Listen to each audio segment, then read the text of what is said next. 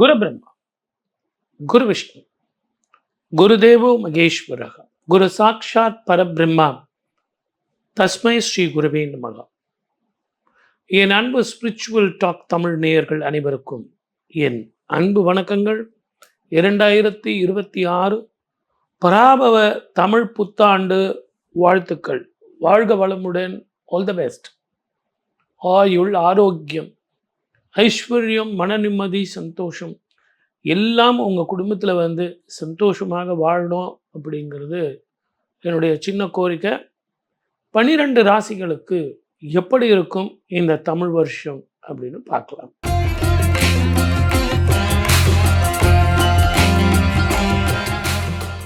சிம்ம ராசிக்காரர்கள் 2026 பராபவ வருஷம் எப்படி இருக்கும்? கவனமாக இருக்கணும்.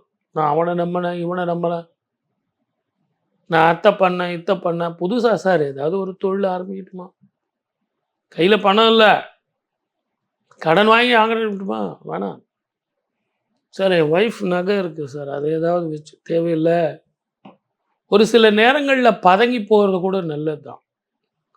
நீங்கள் போய் கடனை வாங்கி உடனே வாங்கி அகல கால் வச்சு நாளைக்கு போலீஸ் ஸ்டேஷன், கோர்ட்டு, கேஸு, கச்சேரி, மன உளைச்சல், அதனால் அசிடிட்டி, அதனால் தூக்கம் இல்லை, அதனால் சார் நம்பிக்கை துரோகி சார், எங்கிட்டே வாங்கி சாப்பிடணும் தான், எனக்கே துரோகம் பண்ணிட்டான், இதெல்லாம் தேவையான அது.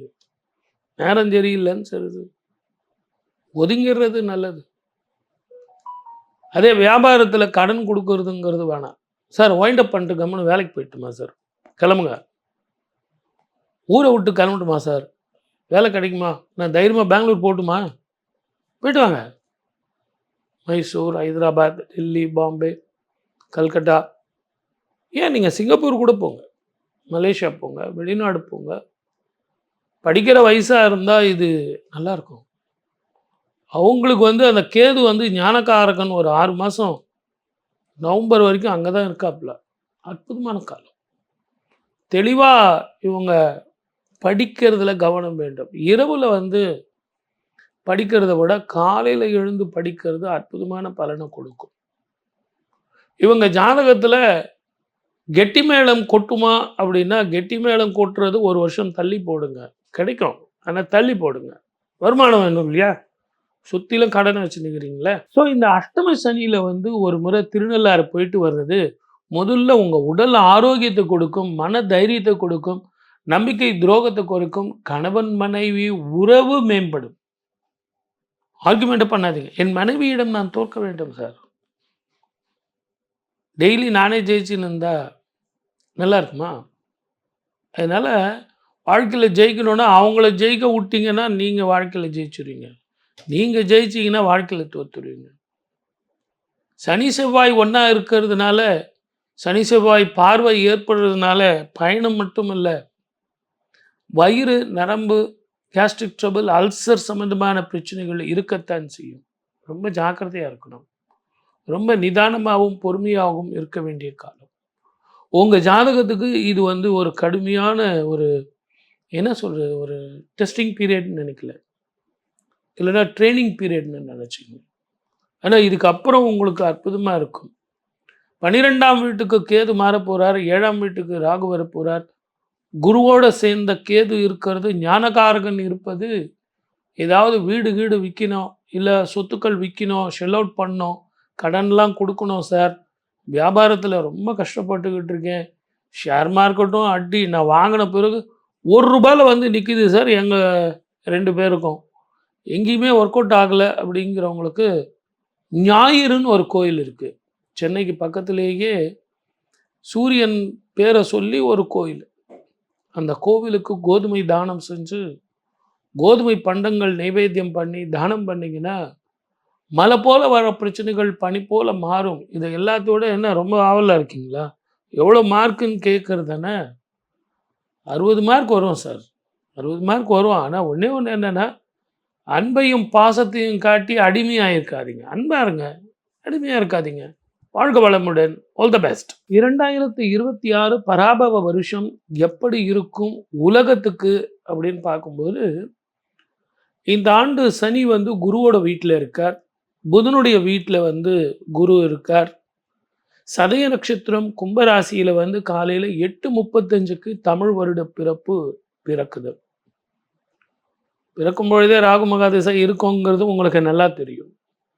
அதே நேரத்துல அவர் பிறக்கும் அந்த நட்சத்திரம் ராசி கும்பராசியிலேயே ராகு உட்கார்ந்துகிட்டு இருக்கார். சிம்மத்துல வந்து கேது இருக்கார். இந்த ஆண்டு எல்லாருமே குரு பலன் சொல்லும்போது குரு மிதுனத்துல இருக்காருன்னு சொல்லுவாங்க. ஆனா 1/6/2026 குரு உச்சமடைகிறார். 12 வருஷங்களுக்கு ஒரு முறை உச்சமடைகிறார். அவர் உச்சமடைந்து 9ஆம் பார்வையா சனீஸ்வரரை பார்க்கிறார். குரு தன்னுடைய வீட்டை தானே பார்க்கிறார். இது ஒரு விசேஷமாக இருந்தாலும் 12 வருஷங்களுக்கு ஒரு முறை தான் இப்படி ஒரு அபூர்வம் அதிசயம் நடக்கும். குரு பார்க்க கோடி நன்மைன்னு சொல்லுவாங்க. ஏன்னா இந்த குரு தன்னுடைய வீட்டை பார்க்கும்போதும் சனீஸ்வரனுடைய கோபமும் தாபமும் குறைஞ்சு விடுது. இதை எல்லாத்தை விட இந்த பராபவ வருடம் குரு தான் அரசனாக வருகிறான். தளபதியாக வருவது செவ்வாய். இது உல்டாவா வந்திருந்தா இன்னும் கொஞ்சம் வேற மாதிரி இருந்திருக்கும். ஏன்னா இந்த காலகட்டத்தில் இப்போ நமக்கு எலெக்ஷன் வரப்போகுது. இந்த பொதுப்படையான கிரகஸ்தனுடைய ஸ்திதி நான் எதுக்கு சொன்னேன் அப்படின்னு கேட்டிங்கன்னா, நம்ம ஜாக்கிரதையாக இருக்கணும் அப்படின்றதுக்காக தான். 2019 இருந்தே நான் நிறைய ப்ரிடிக்ஷன்லாம் சொல்லிக்கிட்டு வரேன். நீங்கள் பார்த்துருந்தீங்கன்னா அந்த ரெஃபரன்ஸ் நிறைய பேர் என்னுடைய இதெல்லாம் சேமித்து வச்சுருக்கீங்க. உங்களது அன்புக்கு ரொம்ப நன்றி. 2019 டிசம்பர்லேயே நான் 2020க்கான ஆண்டு பலன் சொல்லும்போது இயற்கை அழிவுகள் வரும், அதே நேரத்தில் பயணத்தில் கவனமாக இருக்கணும், இன்ஃபெக்ஷன் வரும், வியாதிகள் வரும் அப்படின்னு சொல்லியிருக்கேன். அப்போ நமக்கு கொரோனா வந்தது. அதே நேரத்தில் 2031 வரைக்கும் சனீஸ்வரர் ரிஷபத்தை மாறும் வரை உங்களுக்கு ஒரு பதட்டமான சூழ்நிலை இருந்துக்கிட்டே இருக்கும். ஒரு பிரச்சனை போனால் ஒரு பிரச்சனை, அதே நேரத்தில் உங்களுக்கு போர் பதட்டம், தீவிரவாதங்களால் பிரச்சனைகள், வேற்றுமொழி இனத்தவர்களால் பிரச்சனைகள், உள்நாட்டு கலவரங்கள், பயணத்தில் பிரச்சனை, நீரினாலும் நெருப்பினாலும் தீயினாலும் இயற்கை அழிவுகளாலும் நேச்சுரல் கலாமிட்டிஸ், வெள்ளம், இதெல்லாம் பிற்கூற்றிலே இருக்கும், முற்கூற்றிலே வறட்சி இருக்கும், அதிகமான வெயில் இருக்கும். இந்த காலகட்டத்தில் இப்படியெல்லாம் ஏன் சார் இருக்குது, எங்களுக்கு ஒரு நிம்மதியான வாழ்க்கை எப்போ தான் வரும் அப்படின்னா, சனியும் செவ்வாயும் சேரும் காலம், சனி செவ்வாய் பார்க்கும் காலம். இதை எல்லாத்தை விட 2019 இருந்தே தனுசுல 4 கிரகங்கள், மகரத்தில் 4 கிரகங்கள், கும்பத்தில் 4 கிரகங்கள், மீனத்தில் 4 கிரகங்கள் சேர்க்கை. யாரெல்லாம் யாரோடெல்லாம் சேரக்கூடாதோ அவங்களோட சேர்றது தான் இப்படிப்பட்ட ஒரு பதட்ட நிலை. போர் பதட்டம், விலைவாசிகள் ஏற்றம், பொருளாதார வேர்ல்டு வார் வந்தே தீரும். பொருளாதாரத்தில் வேர்ல்டு வார். ரெண்டாவது, இப்போ நடக்கிற ஈரான் இஸ்ரேல் பிரச்சனை கூட நல்லா யோசித்து பாருங்க. பொருளாதாரத்தினுடைய பாதிப்பு, தங்கம் விலை ஏற்றம், வெள்ளி விலை ஏற்றம், அதே மாதிரி ஷேர் மார்க்கெட் வந்து டவுன்.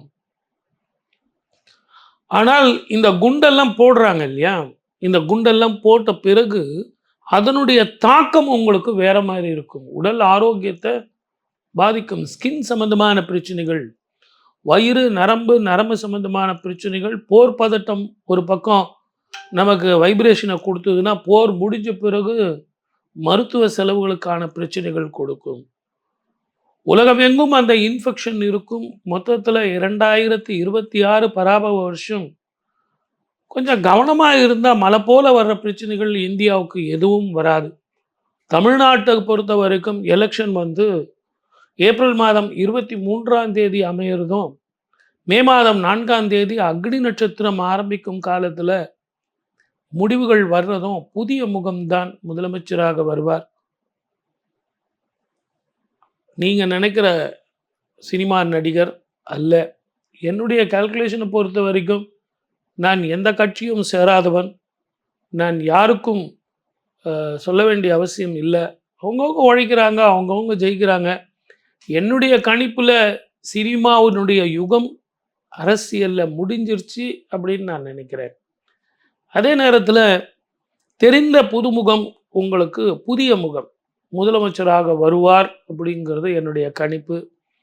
மக்களாட்சி தான் அமையும். மக்கள் யாரெல்லாம் விரும்புகிறார்களோ இப்பெல்லாம் மௌன புரட்சி மௌனியாக இருக்காங்க. சார் நீங்கள் யாருக்கு சார் ஓட்டு போட போகிறீங்க அப்படின்னா ஒருத்தனும் சொல்ல மாட்டேங்கிறான். கருத்து கணிப்பு முன்னாடிலாம் எடுத்து ரொம்ப தெளிவாக சொல்லுவாங்க. ஆனால் இப்போ மக்கள் எல்லாம் அப்படியே இரும்பு மாதிரி கெட்டி கெட்டி போய்விட்டார்கள். இந்த தேர்தலுக்கு பழகி போயிட்டாங்க.